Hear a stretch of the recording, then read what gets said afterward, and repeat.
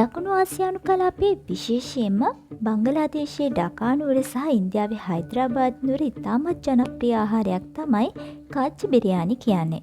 කාච්චි කියන එකේ තේරුම තමයි අමු. මෙම ක්‍රමයේදී බත් සහ මස් පිසින ආකාරය වෙනත් බිරියානි ක්‍රම වලට වඩා වෙනස්. සාමාන්‍යයෙන් බිරියානි පිසීමේදී මස් සහ බත් වෙන වෙනම පිසගෙන ස්ථිර විදියට අතුරනවා. නමුත් කාච්චි බිරියානි සැකසීමේදී කුළුබඩු යෝගට් මස් සමග පදම් කරලා භාජනයේ පත්වලේ අතුරනවා. ඒ මතට බාගට තඹපු සහල් අතුරලා භාජනය සීල් කරලා මද ගින්දරේ හුමාලේ පිසගනු ලබනවා. මේට ප්‍රධාන වශයෙන් එළු මස් හෝ බැටළු මස්, සුවඳැති බාස්මති හෝ චිනිගුරා සහල්, ගිතෙල්, කුංකුම, මුදවපු කිරි සහ කුළුබඩු වර්ග යොදාගෙන රසවත් අයුරින් සාදාගනු ලබනවා.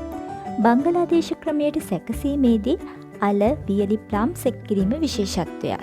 කාච්චි බිරියානි සමග බොරහානි, රයිතා, ජෝර්දා වගේ අතුරු ආහාරද පිරිනමනවා. කාච්චි බිරියානි මංගල උත්සවවලදී විශේෂයෙන් පිළියෙල කරන ආහාරයක් බව සඳහන් වෙනවා. ඉතින් මේ වගේ තවත් රසවත් කෑමක් එක නැවත හමු වෙමු. සුබ දවසක්.